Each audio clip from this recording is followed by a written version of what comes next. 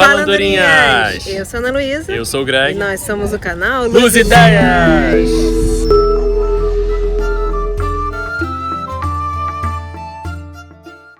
Nossa jornada começa subindo as ladeiras do bairro de Alfama, em Lisboa.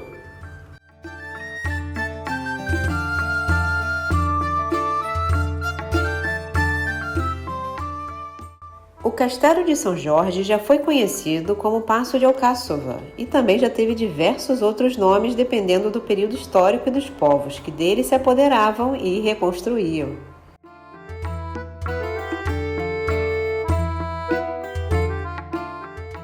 O ingresso regular ao Castelo de São Jorge custa 10 euros, sendo que jovens entre 13 e 25 anos pagam 5. Já as pessoas com mais de 65 anos ou portadoras de deficiências pagam 8,50 euros.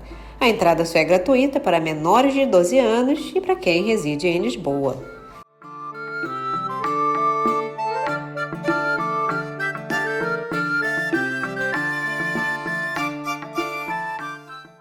O Castelo de São Jorge fica aberto das 9 às 19 horas de novembro a fevereiro e das 9 às 21 horas de março a outubro. O monumento fica aberto 7 dias por semana, só fechando em 1º de janeiro, 1º de maio, além de 24 e 25 de dezembro.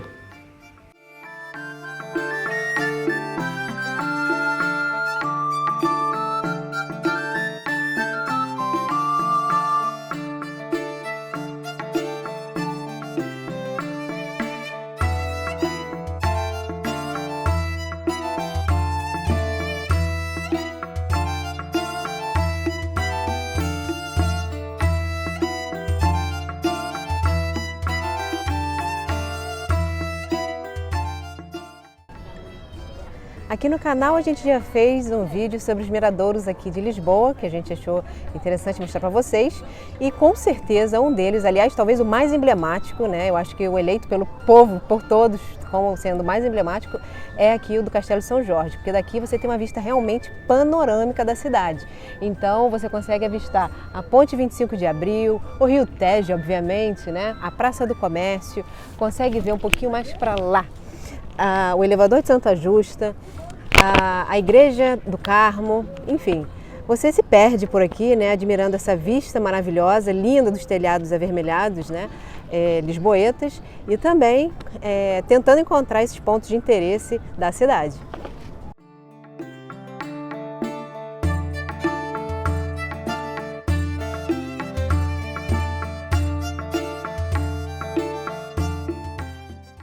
As primeiras muralhas do Castelo de São Jorge datam do século I a.C., quando ficam evidentes os registros históricos da presença romana na Península Ibérica, mais precisamente quando Lisboa se chamava Olisipo. Com a conquista definitiva da Lusitânia por parte do Império Romano, por volta do ano 60 a.C., seus habitantes tiveram o privilégio da atribuição da cidadania romana.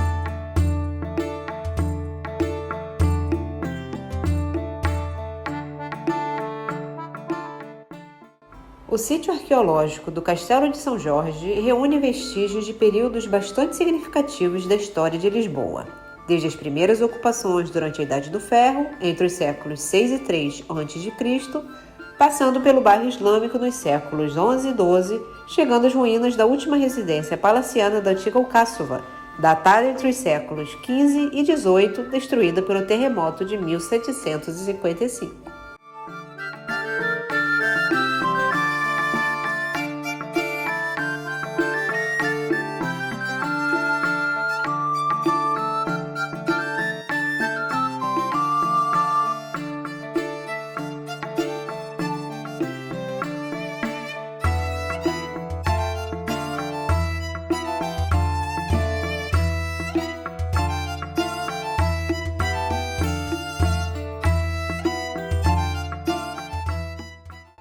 O Castelo de São Jorge preserva até hoje 11 torres, cada uma com uma função específica ao longo dos tempos. Uma delas, chamada Torre do Tombo, costumava guardar o tesouro real, ou seja, o produto dos impostos e das rendas reais arrecadadas. Além disso, desde o reinado de Dom Fernando no século XIV, o Arquivo Real também era mantido ali, designação essa que preserva até hoje o mesmo nome, nomeadamente o do principal arquivo histórico de Portugal, onde encontra-se guardada, por exemplo, a carta escrita por Pero Vaz de Caminha sobre o descobrimento do Brasil. O Arquivo Nacional da Torre do Tombo fica hoje situado na cidade universitária, em Lisboa.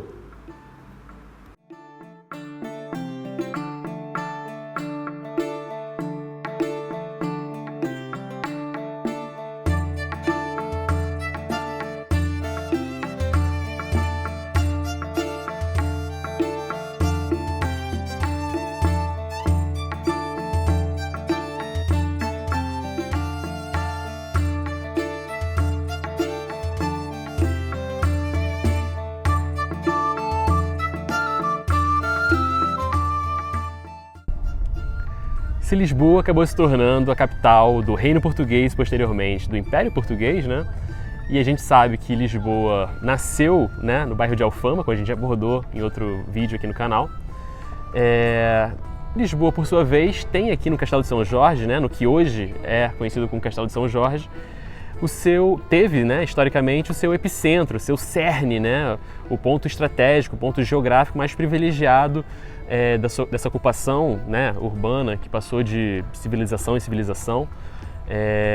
Tem resquícios de ocupação humana aqui que datam desde o século VI a.C., seja por gregos, fenícios, cartaginenses, e aí já pelo século I, né, a ocupação romana mais marcada, mais historicamente documentada, né, e já na Idade Média, né, com muita força os muçulmanos, né, os mouros ocupando aqui a Península Ibérica, mas não importa o tempo histórico, não importa a civilização, a certeza é que a colina mais próxima do Tejo e o cume dessa colina, né, isso esse é um fator transversal.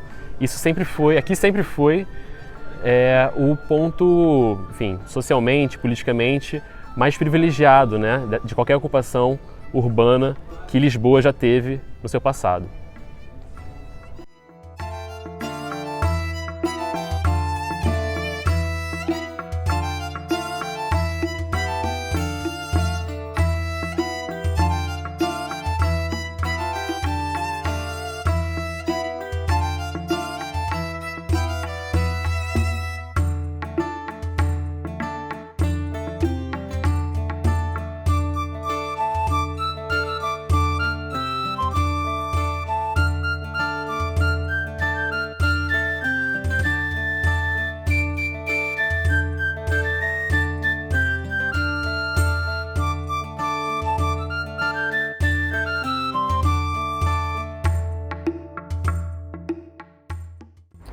Diante das invasões bárbaras, Lisboa foi ocupada por suevos e visigodos e no século VIII viria a cair sob o domínio muçulmano, passando então a denominar-se Al-Ushbuna ou Lissabona. Foi aí então que a chamada Cerca Velha ou Cerca Moura de Lisboa, edificada inicialmente pelos romanos, acabou por ser reconstruída e ampliada durante o período islâmico. A fortificação, com as suas muralhas, defendiam a Kassab ou Alcáçova, que representava o centro do poder político e militar desse aglomerado urbano portuário. Falamos sobre a Cerca Velha no vídeo de Alfama, como você pode ver no card acima.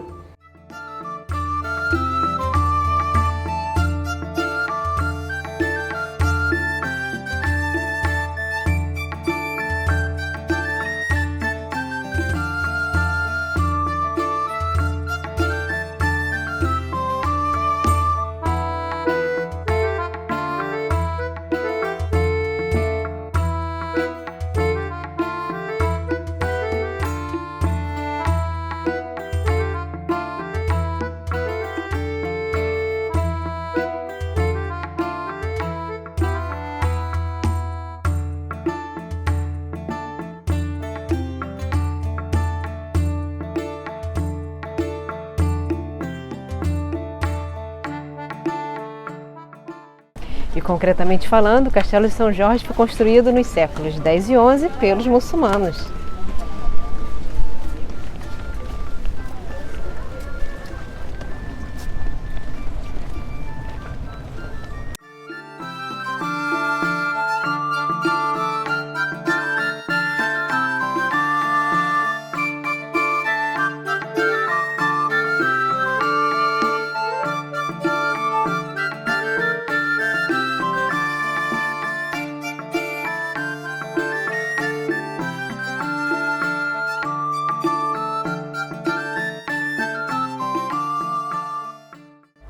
No contexto da reconquista cristã da Península Ibérica, desencadeada pelas Cruzadas, Lisboa foi tomada em 1147 por Dom Afonso Henriques, o primeiro rei de Portugal.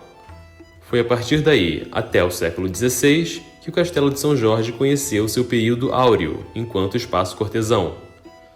Toda a construção foi adaptada para abrigar o rei, a corte e o clero. Transformado em Paço Real no século XIII, o Castelo de São Jorge já ostentava aí a homenagem ao mártir São Jorge, alvo da devoção de muitos cruzados. Hoje, em Portugal, São Jorge é o padroeiro do exército.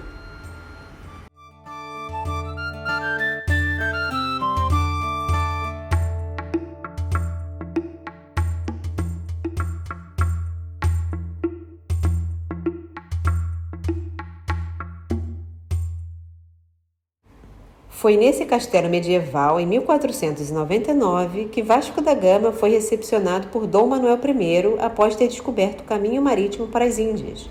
Foi aqui também encenada a primeira peça de teatro português, que comemorava o nascimento de Dom João III. O Monólogo do Vaqueiro é de autoria de Gil Vicente.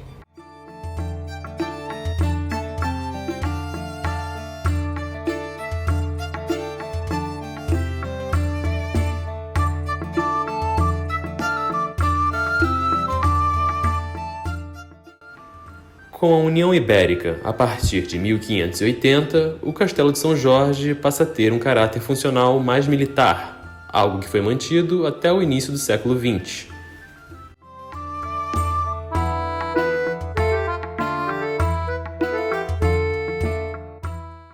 O Castelo de São Jorge está classificado como Monumento Nacional desde 1910 e superou em 2018 a marca dos 2 milhões de visitantes por ano, número que só cresceu ao longo da última década e que tende a aumentar com o avanço do turismo em Portugal.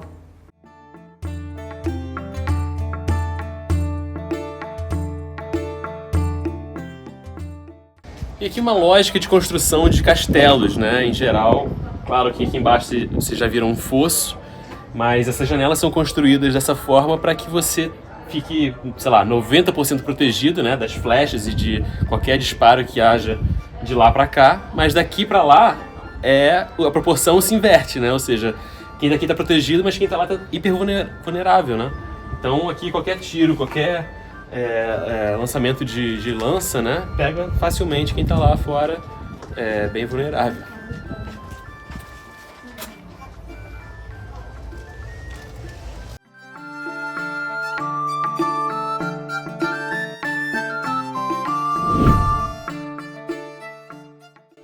Além de todo o valor histórico e densidade cultural, o Castelo de São Jorge abriga ainda uma extensa área ao ar livre, com cerca de 4 hectares, repleta de uma grande variedade de espécies de árvores típicas da Península Ibérica e também algumas espécies animais, com destaque para os pavões. Até 1940, o Castelo de São Jorge encontrava-se em ruínas, né? Então, tudo aqui que a gente conhece hoje não era assim. Veja bem, foi a partir de 1940, no governo Salazar, que foram empreendidas obras, né, de reestruturação e que, com isso, né, foram alteradas, né, a altura, por exemplo, das torres, enfim, foram feitas outras obras nesse sentido, para a gente ter, né, esse magnífico monumento que a gente encontra hoje aqui em Lisboa. Se por um lado o Castelo de São Jorge, enquanto fortificação militar, pode representar para alguns rigidez, intransponibilidade e resistência, essa edificação multifacetada que perpassou as idades antiga, média e moderna indica, por outro lado, um alto grau de adaptabilidade, ressignificação e versatilidade, a partir das mudanças impostas, seja pelas civilizações que aqui deixaram suas marcas, seja pelos desastres naturais que tanto abalaram suas velhas estruturas. E o nosso passeio de hoje se encerra por aqui. Deixe sua curtida e comentário, compartilhe o vídeo e se inscreva no canal. Até o próximo vídeo!